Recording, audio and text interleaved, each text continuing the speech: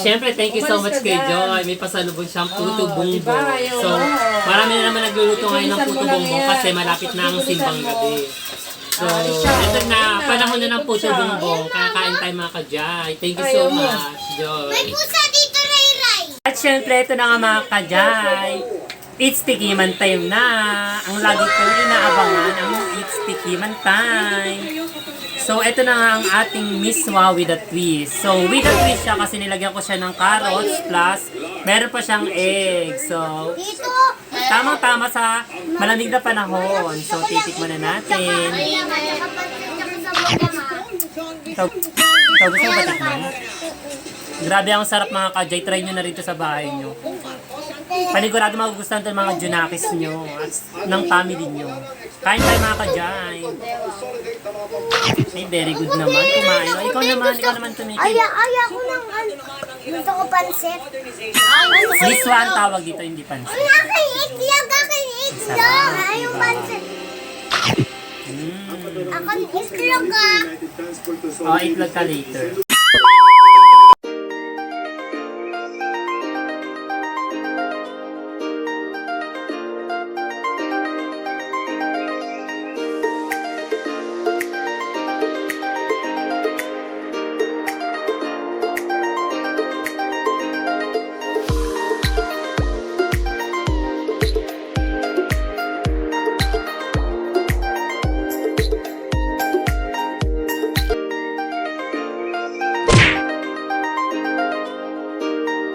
Ira Marquez.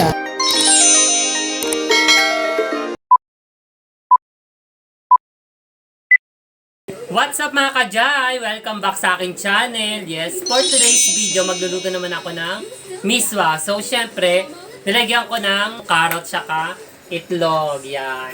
So, para kahit pa paano, medyo healthy yung kakainin namin. Kahit miswa lang. So, mga ka-Jai, maganda yung miswa lalo na pag malamig ang panahon. Lalo na ngayong December, malamig ang panahon.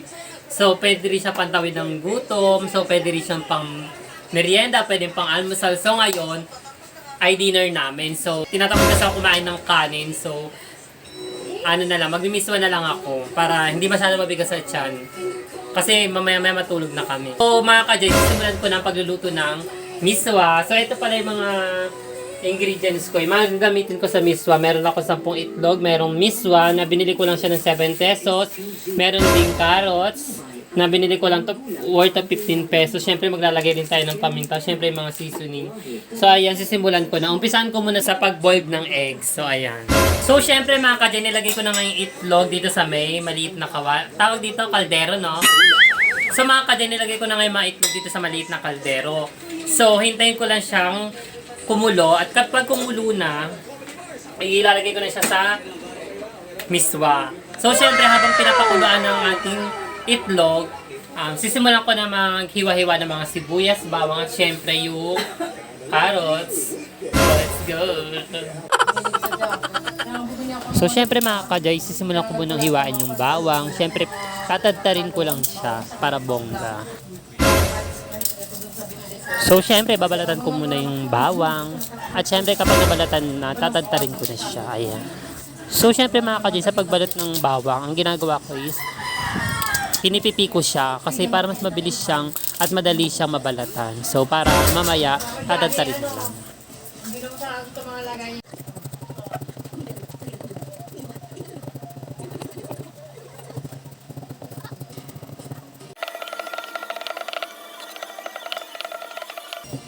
So, syempre, nadadad ko na nga yung bawang. So, isi-set aside ko lang siya at ilalagay ko lang siya sa malaking plato.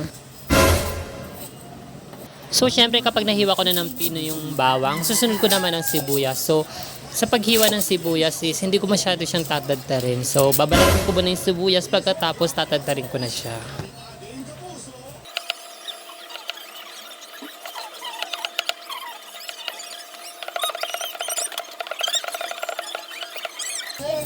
At syempre, kapag nahiwa ko ng sibuyas, set aside ko lang siya at ilalagay ko din siya sa plato. So, itatabi ko lang siya sa mga hiniwa kong bawang.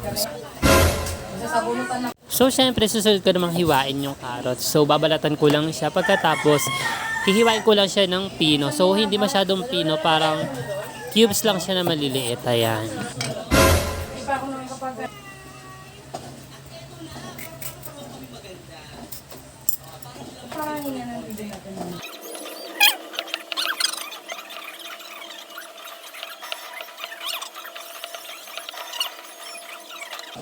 At syempre mga kajay, kapag nahiwa ko na siya ng maliliit na parang cube, so set aside ko lang din siya katulad ng ginawa ko sa bawang at sibuyas at tatabi ko lang doon. At ilalagay ko sa malaking plato.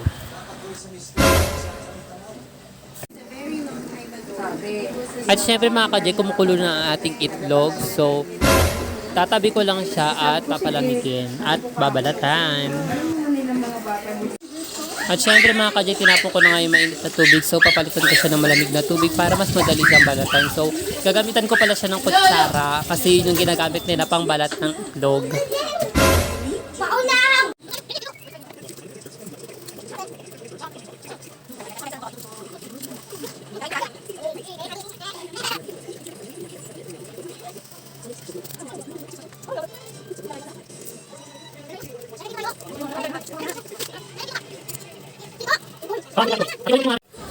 At syempre mga kajay, handa ko lang yung kawali at papainitin ko lang. Kapag mainit na, ilalagay ko na ang mantika. At syempre mga kajay, kapag uminit na ang kawali, ilalagay ko na yung mantika. So, hintayin ko lang uminit yung mantika. Isusunod ko na igisa ang mga sibuyas, bawang, at syempre yung carrots. At kapag uminit na yung mantika, ilalagay ko na ang bawang. So, hintayin ko lang siya magkulay brown. Isusunod ko na ang sibuyas. At kapag nagkulay brown na ang bawang, isusunod ko na ang sibuyas. So, igigisa ko lang siya ng konti. Isusunod ko na ang carrots.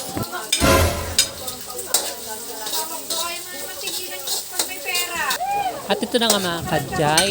Susunod ko na ang carrots. So, hahaluin ko lang, igigisa ko lang ng mabuti. Isusunod ko ng lagyan ng tubig. So, syempre mga kajay, 7 cups of water nga pala ang nilagay ko para mas masabaw siya. Ayan.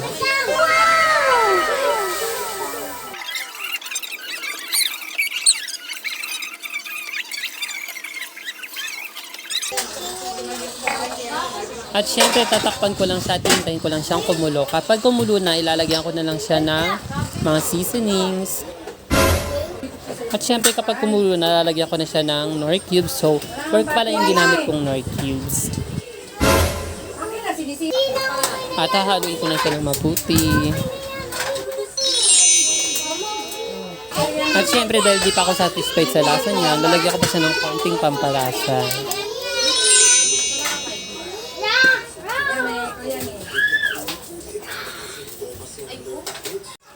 At syempre, lalagyan lang natin ng pamintang pino.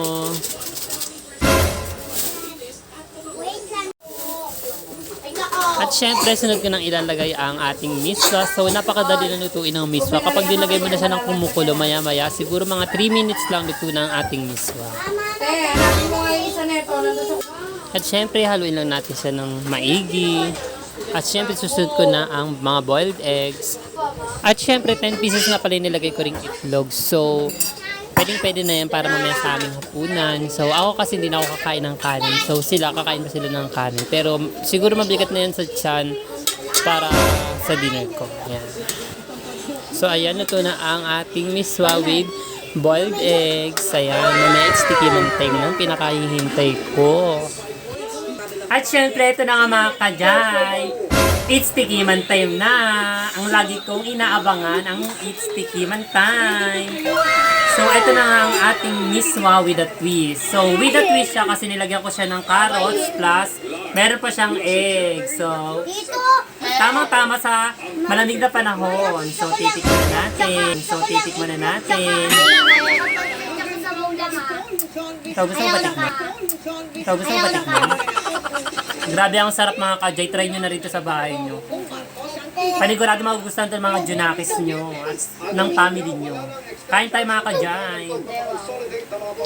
Ay, very good naman. Kumain. O, ikaw naman tumikil. Aya ko ng gusto ko pansit. Miswa ang tawag dito, hindi pansit. Aking itlog. Ayong pansit. Ako itlog ah. O, itlog ka later. Ano yan?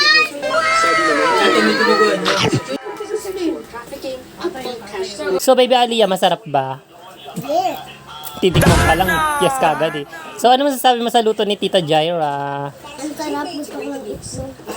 Ayan, kumain ka ng gulay ah. Pakita mo nga sa kanila na kumakain ka ng gulay. Dali, pakita mo sa mga viewers mo.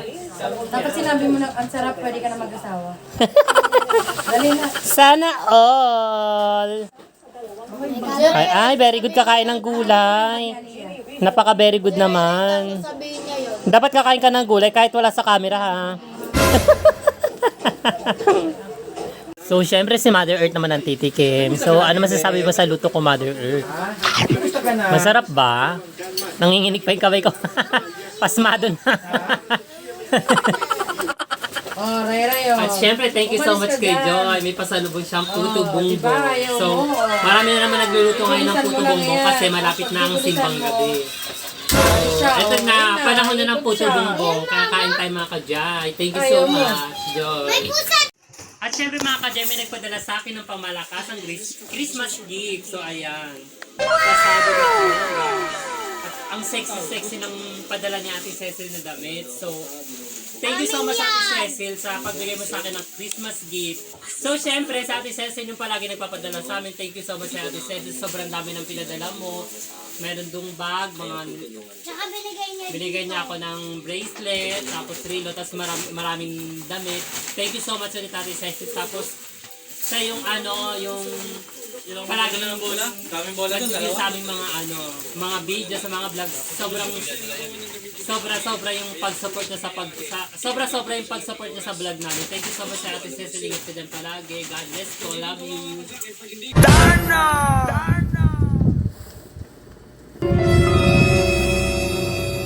Siyempre mga ka-joy, bago matapos ang video to, ayos ko magpasalamat sa mama ni Baby Alias, si Jaja, dahil may pahabol siyang gift sa akin. So, binigyan niya ako ng 500 pesos na pamasko. So, thank you so much. Sabi niya, gift niya daw to sa akin kasi lagi ako naghahatid sundo kay Baby Alias. So, di ko talaga dapat tatanggapin. So, sabi niya baka magbago yung isip niya. So, at dahil doon, ako yung nagbago yung isip. Tinanggap ko rin, sayang din naman. Marami din ako bibili dito sa Pasko. So, thank you so much sa Jaja. At grabe mga kajay, sobrang dami kasing dumating ngayon. May nagpadala sa akin ng damit sa Ate Cecil at nagbibigay sa akin ng puto bumbong, si Joy. At syempre, eto nga may pahabol nga si Jaja, 500 pesos. At syempre, patuwa naman ako kasi nagustuhan nila yung luto ko na Miswa with a twist. Yun ay may itlog and carrots. At syempre, napakasaya ko kasi kumain yung mga bagets ng gulay. So, ayan. At syempre, bago tapos ang video kong ito, sa mga hindi pa nag-subscribe, mag-subscribe na kayo para update kayo sa aking YouTube channel at sa mga susunod pang video. At syempre, don't forget to follow my fan page at syempre, aking IG. At syempre, sama nyo na yung TikTok. Yun na mga kajay, babuhay!